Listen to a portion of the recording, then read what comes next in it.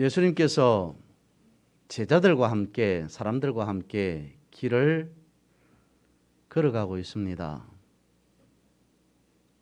그런데 그 길은 산책이 아닙니다. 그냥 일반적인 여행길도 더더구나 아니었습니다. 어떤 길이냐면 얼마 있지 않으면 주님은 십자가를 지시기로 하고 십자가를 향해서 나아가는 길이었습니다. 예루살렘을 목적으로 하고 나아가는 발걸음이었습니다. 길을 가는 도중에 사람들과 제자들과 여러 가지 많은 이야기를 대화를 하셨겠죠. 이런 이야기, 저런 이야기, 이런 대화, 저런 대화들을 나누었을 겁니다. 그런데 주님이 지금 제자들과 함께 걸어가는 그 길이 그냥 일반적인 길이 아니라 십자가를 앞두고 걸어가는 길입니다. 주님의 마음은, 주님의 심정은 어떤 마음이었겠습니까? 오늘 본문에서도 나타납니다마는 본문 앞에 보면 8장 31장에도 말씀하고 있습니다. 내가 고난을 받고 그리고 죽고 3일 만에 다시 살아날 것이다. 부활할 것이다. 라고 하는 것을 제자들에게 말씀해 주셨어요. 예언하셨어요. 알려주셨어요. 엄청난 것이지 않습니까? 그런데 아마 그 시점에서도 제자들은 별 다른 어떤 반응을 보이지 않습니다. 오늘 본문에서도 마찬가지입니다. 내가 십자가를 지고 죽었다가 3일 만에 다시 살아날 것이다. 부활할 거야. 라고 하는 것을 말씀하셨습니다. 그런데도 제자들은 거기에 별다른 어떤 반응을 보이고 있지 않습니다. 예수님에게만 중요한 내용이고 사실입니까? 아닙니다. 예수님 입장에서도 마찬가지입니다만 제자들에게도 매우 중요한 일일 수밖에 없습니다. 그런데도 제자들의 마음은 콩밭에가 있었던 것 같아요. 제자들은 다른 데에 관심을 두고 있었습니다. 주님의 그 말씀을 못 들은 채 하였습니다. 물어도 정확하게 대답조차 하지 않았습니다. 여러분, 가슴 아픈 사랑 가운데에 짝사랑이 있지 않습니까? 어떻게 보면 짝사랑만큼 가슴 아픈 사랑이 또 있을까요? 주님은 혼자 우리를 짝사랑하고 계신지는 않겠습니까? 주님 내 곁에 서서 날 좀 봐달라고, 주님 좀 봐달라고 끊임없이 말씀하고 있음에도 불구하고 나는 주님께 관심을 두고 있지 않다면 그것이 짝사랑이 아니고 무엇이겠습니까? 구약시대 이스라엘 백성들이 하나님 앞에 그런 모습을 보였습니다. 하나님께서 이스라엘 백성들을 끊임없이 사랑한다. 내가 너희들을 돌보아 주리라. 에베네셀로, 임마누엘로, 여호와 니시로, 여호와 라파로 끊임없이 말씀하셨습니다마는 이스라엘 백성들 거기에 별다른 관심을 두지 않았던 것 같습니다. 어느 날 하나님이라고 하면서 이스라엘 백성들이 하나님 앞에 찾아왔습니다. 하나님이 좋아라 라고 하시면서 하나님이 기뻐하시면서 그래 무엇을 어떻게 할까? 하나님 이렇게 좀 해주십시오. 저렇게 좀 해주십시오. 저들이 원하는 것, 저들의 요구 조건 다 들어주셨습니다. 그러던 어느 날, 그러던 어느 순간 하나님 홀로 내버려 두고 저들만 또 다른 곳으로 도망을 가버립니다. 그것이 구약에서 보여주고 있는 그런 일들이 한두 번이 아니었습니다. 하나님께서 저들과 함께 기뻐하였고 저들과 함께 즐거워하다가 어느 순간 하나님만 홀로 남겨줬습니다.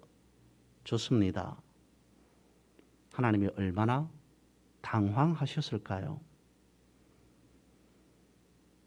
성경에 보면 주님께서 비유로 말씀하신 것 중에 우리가 잘 아는, 제가 자주 말씀을 드리는 탕자에 대한 이야기가 있지 않습니까? 아버지의 둘째 아들에 대한 이야기. 말씀을 묵상하는 가운데 그렇게 이런 생각이 듭니다. 주님께서 말씀하신 탕자의 이야기가 어쩌면 대표적인 짝사랑에 대한 이야기가 아닌가라는 생각을 하게 되었습니다. 그렇지 않습니까? 평생 아버지는 내 아들이라고 하면서 아들 바라기가 되었습니다. 자녀 바라기가 되었어요. 모든 부모들이 다 그렇지 않습니까? 그렇게 자녀를 키웠는데 어느 날 아들이 아버지에게 와서 독립하겠다고 합니다. 아버지 재산이 내 재산이니까 원하는 만큼, 필요한 만큼 나눠 주십시오. 그 길로 나간 아들은 아버지에 대하여서 전혀 관심을 두고 있지 않습니다. 반대로 아들이 그렇게 나가고 난 뒤에 아버지는 매일같이 집 나간 아들이 이제나 올까 동구박을 서성이고 또 서성입니다. 아마도 아들이 다시 돌아오지 않았다면 아버지는 그렇게 아들을 평생 기다리고 또 기다리지 않았겠습니까? 집 나간 아들은 아버지에 대한 생각을 전혀 하지 않았습니다. 집 나간 아들의 마음은 다른 데 가 있었습니다. 집 나간 아들의 관심은 다른 데 있었습니다. 그런데도 아버지는 아들을 기다리시잖아요. 그럼에도 불구하고 아버지는 집 나갔지만, 아버지를 버렸지만, 자신의 재산을 가지고 나갔지만 아들을 기다리고 또 기다렸습니다. 지금 오늘 본문에 예수님과 제자들의 관계가 그런 것이 아닐까. 지난번에 간극이라고 하는 것에 대해서 잠시 말씀을 드렸습니다. 어쩌면 오늘 본문에 나타나는 예수님과 제자들의 간극이 그렇게 벌어지고 멀어져 있는 것은 아닌가 하는 느낌마저 듭니다.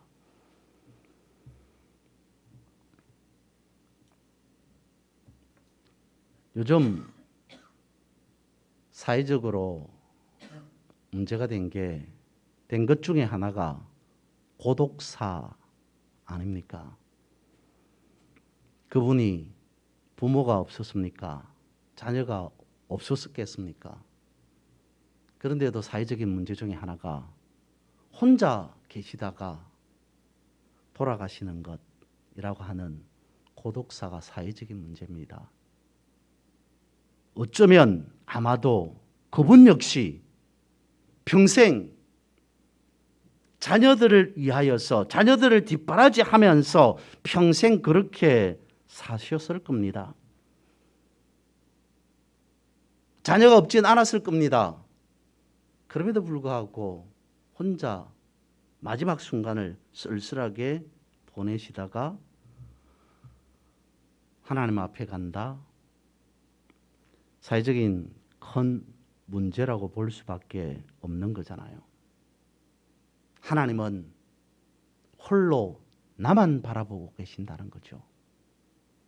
고독사에 대한 사회적인 문제를 말씀을 드리는 것이 아니라 하나님은 혼자서 우리만 바라보고 계신다는 겁니다. 명절이라고 왁자지껄합니다. 북적댈 겁니다. 그런데 하나님이 있는 쪽은 쳐다보지도 않습니다. 그냥 나만 바라보고 살아요. 하나님에 대한 관심이 전혀 없습니다. 하나님이 얼마나 쓸쓸해 하시겠습니까? 하나님께서 얼마나 고독해 하시겠냐는 거죠. 오늘 본문의 제자들이 어떻습니까? 주님의 일은 주님의 일이고 우린 관심이 다른 데 있어요. 우리의 관심은 다른 데 있다라고 하는 노골적인 주님에 대한 무관심을 오늘 본문에서 제자들은 나타내 보여주고 있습니다. 서로 누가 크냐라고 하는 논쟁을 하고 있었기 때문이죠. 서로 누가 출세했느냐라고 하는 그것에만 관심이 있었던 건 아니었겠습니까? 다시 말씀을 드립니다. 주님은 얼마 있지 않아서 무엇 하시기로 되어져 있습니까? 십자가를 지시기로 되어져 있습니다. 십자가를 누구를 위하여서요? 십자가를 지시고 죽으셨다가 다시 3일 만에 다시 살아날 것이다, 부활할 것이다 라고 하는 것을 사람들에게, 제자들에게 알려주고 또 알려주었습니다. 제자들에게 처방전을 내렸다고 생각해 보았습니다. 예수님께서 두려워서 혼자 십자가 지는 것이 부담스러워서, 그러니까 너희들도 제자들도 나와 같이 마음을 좀, 불안한 마음을 함께 나누자. 백지장도 맞들면 낫다고 하는데 좀 거기에 대해서 생각해 주어라 라고 하는 측면이었을까요? 아니잖아요. 내가 이렇게 할 것이니까 앞으로 이런 일이 있고 난 다음에 너희들의 삶의 기준이 무엇이어야 하는가 라고 하는 그것을 생각해 보도록, 너희들의 삶의 기준과 목표와 이유가 무엇이어야 되는가 라고 하는 것을 생각해 보도록 말씀하시고 또 말씀해 주셨어요. 저는 그렇게 생각합니다. 말씀은 처방전이다 라고 생각을 해보았습니다. 여러분, 병원을 다니시잖아요. 뭐 좋은 것은 아닙니다만 병원을 다니잖아요. 약국에 가서 약을 처방을 받지 않습니까? 병원에서 처방전을 받습니다. 처방전 하면 무엇입니까? 있는 그대로 지켜야 하는 것이지 않습니까? 하루에 몇 알, 언제, 어떻게 먹어라 라고 하는 것을 지키는 것이 처방전입니다. 하루에 식후에 30분 한 알 드십시오 라고 했는데 식전에 3알씩 먹고 하루에 한 알씩 먹으라 했는데 한꺼번에 4알, 5알 먹는다면, 그런 사람은 없겠습니다만 먹는다면 어떻게 되는 겁니까? 우리에게 말씀이라고 하는 처방전을 제시해 주셨다는 거죠. 약을 먹는다는 것 중요합니다. 우리가 아플 때에 약이라고 하는 것이 주는 우리에게 유익은 이루 말할 수 없지 않습니까? 약은 좋은 겁니다. 약은 유익한 겁니다. 그런데 우리에게 좋은 유익한 약을 우리가 어떻게 복용하느냐에 따라서 약은 효과를 다르게 나타낼 수밖에 없습니다. 처방전 없이 처방전대로 하지 않고 약을 먹는다면 그것은 더 이상 약이 아니라 독이 될 수밖에 없습니다. 왜 그렇습니까? 부작용이 생기기 때문이죠. 약을 먹는다고 먹었지만 처방전대로 먹지 않고 마음대로 먹었다가는 오히려 부작용 때문에 더 큰 일을 겪을 수밖에 없는 지경에 이르를 겁니다. 삶 중요합니다. 내가 어떤 인생을 살아가느냐 중요하다니까요. 중요하지 않습니까? 내가 어디에 관심을 가지고 내가 어떻게 사람들로부터 인정을 받고 내가 어떻게 세상에서 출세하면서 살아가느냐라고 하는 것, 내 인생 속에서 한 번뿐인 이 인생 속에서 내가 어떤 주인공으로 살아가느냐 중요합니다. 그런데 그 전에 말씀이라고 하는 처방전이 뭐라고 하는지 꼼꼼히 살펴보지 않으면 심각한 부작용을 초래할 수 있다는 거죠. 여러분, 복용법에 맞춰 먹는 말씀은 엄청난 효험을 가지는 줄 믿습니다. 그렇습니다. 가랑비에 옷 젖는다고 신압으로 이루어지는 일들도 있고요. 소나기처럼 폭포처럼 한순간에 이루어지는 일도 있습니다. 말씀해 보면 때를 따라 돕는 은혜라고 말씀하고 있기 때문이죠. 그런데 중요한 것은 우리가 관심을 어디에 두느냐라고 하는 겁니다. 다른 데에 관심을 두지 말고 제대로 된 곳에 관심을 두라라고 하는 것 아니겠습니까? 제대로 된 곳에 우리가 집중하여야 됩니다. 그래서 말씀하고 있습니다. 믿는 자에겐 능치 못할 일이 없느니라. 아멘이십니까? 믿는 자에게는 능치 못할 일이 없다. 오늘 나는 사람들에게는 이라고 하는 것이 아니라 믿는 자에게는 능치 못할 일이 없다라고 말씀을 하고 있습니다. 예수님은 그런 제자들에게 뭐라고 말씀을 하시냐면 두 가지의 처방전을 내려주고 있습니다. 그 첫 번째가 35절입니다. 누구든지 첫째가 되고자 하면 무사람의 끝이 되며 무사람을 섬기는 자가 되어야 하리라. 제자들이 그것에 대해서 논쟁하였습니다. 누가 크냐? 네가 크냐? 내가 크냐? 누가 높냐? 네가 높냐? 내가 높냐? 누가 출세하였느냐? 네가 출세했느냐? 내가 출세하였느냐? 라고 하는 것에 논쟁을 해서 주님께서 첫 번째 35절에서 이런 처방전을 내리고 계십니다. 누가 높으냐, 누가 낮으냐에 대한 말씀 아니겠습니까? 첫째가 되는 걸 나무라는 것은 아닙니다. 끝이 되는 걸 두둔하는 것 역시 아니죠. 의미는 첫째가 되기를 위하여서 섬기라는 것 아닙니다. 낮아지라는 것 아닙니다. 섬기는 자를 주님께서 첫째가 되게 하시겠다라고 하는 말씀인 거죠. 두 번째로는요. 37절에 대한 처방전을 내려주고 있습니다. 아주 중요한 부분이죠. 누구든지 내 이름으로 어린 아이 하나를 영접하면 곧 나를 영접함이요. 누구든지 나를 영접하면 나를 영접함이 아니요. 나를 보내신 이를 영접함이니라 라고 말씀을 하고 있습니다. 처방전에 그렇게 주님께서 우리에게 주신 처방전에 그렇게 쓰여져 있습니다. 예수 이름으로 하지 않는 질환이라고 쓰여져 있어요.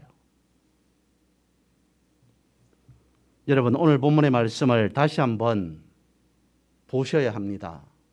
늘 보셔야 됩니다. 이 말씀을 늘 언제나 묵상하여야 됩니다. 내 이름으로 어린 아이 하나를 영접하면이라고 하는 것 속에서 중요한 것은 어디겠습니까? 내 이름으로라고 하는 겁니다. 내 이름으로, 주님의 이름으로라고 하는 것에 우리는 집중해야 됩니다. 주님께 관심을 가져야 한다는 거잖아요. 말씀이 이렇게 우리에게 가르쳐주고 있습니다. 주여 주여 하는 자마다 천국의 하나님 나라에 들어가는 것이 아니라 어떤 자들이 들어간다고요? 내 아버지의 뜻대로 하는 자야 되리라 라고 말씀을 하고 있습니다. 내 아버지의 뜻대로 라고 하는 것이 내 이름으로 라고 하는 것 아니겠습니까? 우리는 삶 가운데 있어 믿음의 인생을 살아가면서 내 뜻대로 내 생각대로 라고 하는 것이 아니라 주님의 뜻대로 주님의 이름으로 라고 살아가는 것이 중요하다는 것입니다. 물론 여기에서도 많은 사람들이 그것을 주장하고 강조하고 말씀하고 있습니다. 어린 아이 하나를 영접하면 어린 아이 하나를 영접하는 것을 폄훼하는 것 아닙니다. 그런데 오늘 본문에서 우리에게 진짜로 가르쳐 주고자 하는 것은 누구를 영접하느냐, 누구를 대접하느냐 라고 하는 것이 먼저가 아니라 먼저는 내 이름으로 라고 하는 것이 먼저라는 거죠. 예수님의 이름으로가 중요하다는 것입니다. 이것을 우리는 구분할 수 있어야 되고요. 여기에 대한 부분을 우리가 잘못 착각하고 오해해서는 안 되겠다라고 하는 것입니다. 술이 취한 사람이 있잖아요. 술을 아주 많이 마셨어요. 그래서 술이 아주 많이 취한 것으로 보입니다. 맨정신인 사람이, 술을 마시지 않은 사람이 분명 그 사람을 보면 술 취한 사람으로 볼 수밖에 없습니다. 그런데 술을 마신 사람은 뭐라고 이야기합니까? 나는 술 취하지 않았다라고 이야기하죠. 그러면 한번 앞으로 걸어가 보십시오라고 합니다. 술은 마셨지만 술이 취하지 않았다라고 이야기를 하는 사람이 길을 앞을 걸어갑니다. 어떻게 걸어요? 갈짓자로 걸어갑니다. 똑바로 정확하게 앞으로 걷지 못합니다. 그러면서도 술 취한 사람은 이렇게 말을 합니다. 나는 똑바로 걸어가고 있어요. 맨정신인 사람은, 술 취하지 않은 사람은 그 사람이 똑바로 걸어가지 않고 갈짓자로 걸어가고 있다는 것을 알고 있잖아요. 그래서 주님이 말씀하십니다. 뭐라고요? 나는 길이다 라고 말씀하고, 내 뜻대로 내 이름으로 살아간다는 것은 나도 똑바로 걸어갈 수 있어요 라고 하는 것과 마찬가지예요. 그런데 주님은 딱 보시니까 똑바로 걸어가고 있지 않습니다. 그래서 주님이 우리에게 가르쳐 줍니다. 내가 길이다, 나는 길이다 라고 말씀을 하고 있습니다. 주님께서 바른 길을 제시해 준 그 길이 바른 길이지, 옳은 길이지, 생명의 길이지, 내 이름으로 내 뜻대로 가는 것이 길이 옳은 길이 아니다 라고 분명하게 말씀해 주고 있지 않습니까? 주님의 이름으로 하는 것이 바른 길이라 라고 하는 것에 우리가 관심을 두어야 한다라는 겁니다. 오늘 본문에 있는 말씀과 유사한 말씀이 마태복음에 있어요. 마태복음 10장 42절 말씀에 보면 이런 말씀이 있습니다. 또 누구든지 제자의 이름으로 이 작은 자 중 하나에게 냉수 한 그릇이라도 주는 자는 내가 진실로 너희에게 이르노니 그 사람이 결탄코 상을 잃지 아니하리라 하시니라. 다시 한번 말씀을 드릴게요. 누구든지 제자의 이름으로 이 작은 자 중에 하나에게 냉수 한 그릇이라도 주는 자는 내가 진실로 너에게 이르노니 그 사람이 결단코 상을 잃지 아니할 것이다. 누구의 이름으로? 제자의 이름으로. 사람의 이름으로 어떤 사람에게 냉수 한 그릇 주는 것도 성경은 이렇게 말씀하고 있습니다. 결단코 상을 그 사람이 잃지 않을 것이다. 오늘 본문에서는 뭐라고 말씀하고 있습니까? 누구든지 내 이름으로 어린 아이 하나를 영접하면, 나를 영접하는 것이요, 누구든지 나를 영접하면 나를 영접하는 것보다 나를 보내신 하나님을 영접하는 것이다 라고 말씀을 하고 있지 않습니까? 내 이름으로 라고 하는 것을 성경에서는 분명히 말씀해 주고 있습니다. 그러니까 주님의 이름으로 행하는 모든 것이 하나님의 은혜의 보좌 앞으로 나아가는 것이다 라는 거죠. 여러분, 나는 말씀을 드리지 않습니다. 지금 여러분들의 관심은 어디에 있습니까? 여러분들의 관심은 무엇입니까? 내가 관심을 두고 있는 그곳에 주님 함께 하십니까? 내가 가진 관심으로 주님을 끌어들여서는 안 됩니다. 주님이 관심을 가지고 있는 그곳에 내가 관심을 두고 그곳에 내가 있어야 하는 거죠. 관심을 넘어서 사랑과 은혜로 여러분들의 삶이 승리하는 삶이 되시기를 주님의 이름으로 축복합니다. 기도드리겠습니다. 그리고